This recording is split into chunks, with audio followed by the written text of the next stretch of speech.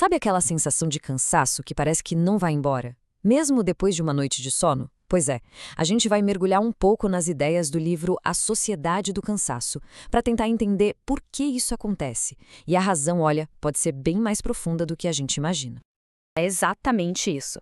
Uma exaustão que o descanso simplesmente não cura, não é? Acontece que a filosofia pode ter uma explicação bem interessante sobre o porquê de a gente se sentir desse jeito.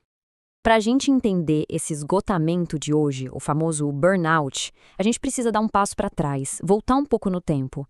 É preciso ver como as pressões que a gente enfrenta mudaram, e mudaram drasticamente.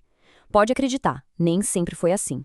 Antigamente, a sociedade funcionava quase como um sistema imunológico. O inimigo, o perigo, estava sempre do lado de fora. Podia ser um vírus, uma outra nação, o problema era sempre o outro, algo que dava para identificar e combater. E esse mundo, com essas ameaças externas, era o que o autor chama de sociedade disciplinar. Era um lugar com limites muito claros, sabe? Definido por aquilo que não se deve fazer. As regras vinham de fora e moldavam o comportamento de todo mundo. Hoje em dia, o cenário mudou completamente. As doenças da nossa era, como o burnout e a depressão, elas não vêm de fora. A fonte da pressão agora é interna. O problema, no fim das contas, viramos nós mesmos. E é exatamente aqui que a gente entra na sociedade do desempenho. Aquele lema sobre obedecer a regras externas ficou para trás. Agora, tudo gira em torno da performance, de um impulso que vem de dentro de cada um de nós.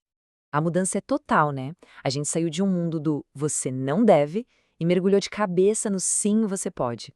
A ameaça deixou de ser externa e passou a ser interna.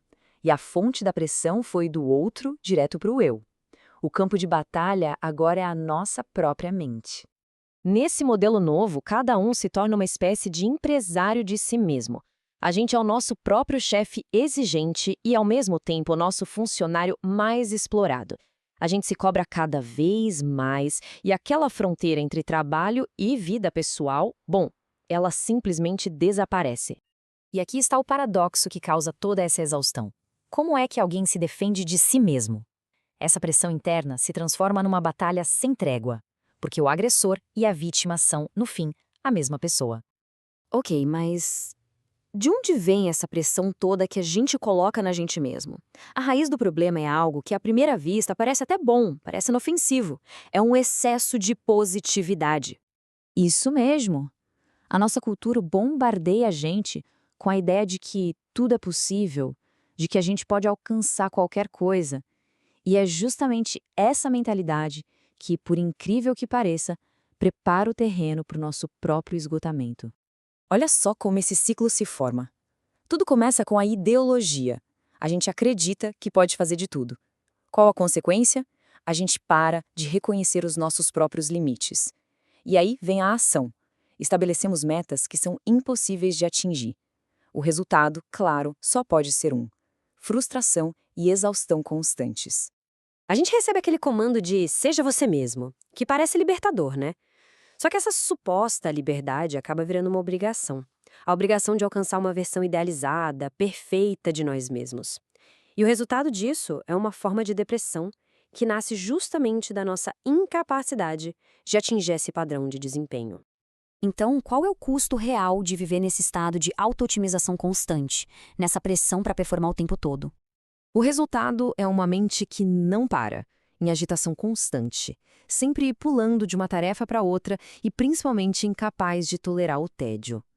Todos esses sintomas nascem da mesma fonte, um cérebro que nunca tem permissão para parar, para não ser produtivo por um instante que seja.